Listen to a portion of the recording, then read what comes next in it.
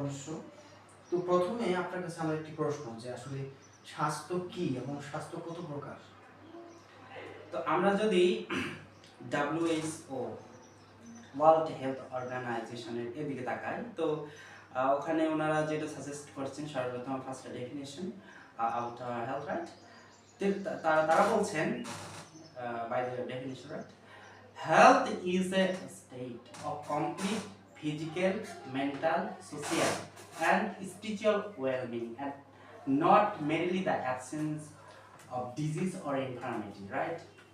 তো এখানে তারা স্বাস্থ্য বলতে বোঝাইছেন চার ধরনের স্বাস্থ্যকে, যে চার প্রকার স্বাস্থ্যের পুষ্টি সাধন করলে বা গুড এওয়ারে থাকলে সেটা কি হয়, যে ওই ব্যক্তিটা প্রাণ প্রাচুর্যে ভরপুর থাকে, সেটা সুস্বাস্থ্য। ঠিক আছে, তাই এখানে কাইন্ড অফ যে হেলথ হিয়ার রাইট। ফার্স্ট হচ্ছে আমাদের ফিজিক্যাল হেলথ, শারীরিক যে স্বাস্থ্য। এরপরে বলা আছে মেন্টাল হেলথ, মানসিক স্বাস্থ্য। এরপরে সোশ্যাল হেলথ, মানে হচ্ছে সামাজিক স্বাস্থ্য। এরপরে এটা হলো স্পিরিচুয়াল হেলথ, আত্মিক স্বাস্থ্য বা আধ্যাত্মিক স্বাস্থ্য। তো যখন একটা ব্যক্তির এই চার ক্যাটাগরির স্বাস্থ্যের উন্নতি হয়, তখন সে ব্যক্তি প্রাণ প্রাচুর্যে ভরপুর থাকে। এইটা হচ্ছে টোটালি হচ্ছে সুস্বাস্থ্য।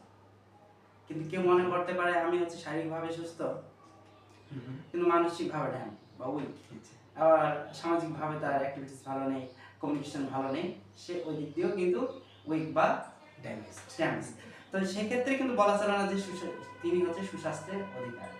এখন গ্রামগঞ্জে বা বিভিন্ন জায়গায় যেখানে এরকম হেলথ এডুকেশনটা পৌঁছায় নাই, সেখানে লোকজন যারা আছে তারা মনে করে যে কোনো ব্যক্তির স্বাস্থ্য ভালো মানে মোটা হওয়া, হ্যাঁ, ওদেরকে সো বিউটিফুল, হ্যাঁ, এগুলোকে স্বাস্থ্য, হ্যাঁ, অনেকেই স্বাস্থ্য এটা মনে করছেন যে এটাই সুস্বাস্থ্য, কিন্তু আদৌ সেটা নয়।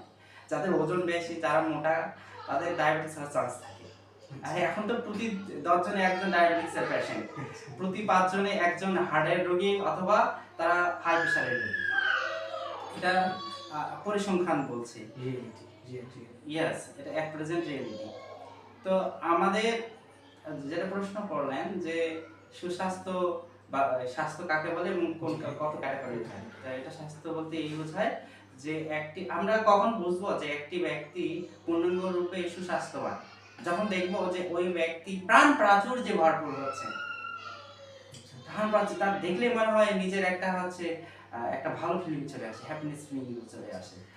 হ্যাঁ, যেমন আমরা যদি কোনো ভিখারির দিকে তাকাই বা কোনো মঠ মন্দিরে থাকা সন্ন্যাসীর দিকে